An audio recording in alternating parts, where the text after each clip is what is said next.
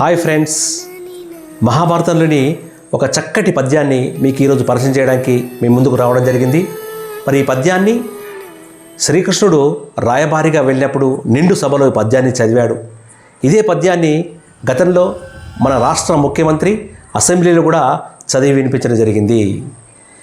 ఈ పద్యాన్ని ఎవరైతే విని పాటించారో వారికి కూడా కొంత నష్టం జరిగే అవకాశం ఉంది. మరి ఏమిటి ఆ పద్యం? సారపు ధర్మమున్ విమల సత్యము పాపము చేత చెడబారినదైన వ్యవస్థ దక్షులెవ్వారలు ఉపేక్ష చేసిన అది వారలకై చేటవు గాని ధర్మ నిస్తారకమై సత్యశుభదాయకమై ఉండెడున్. మరి ఏమిటి దీని అర్థం?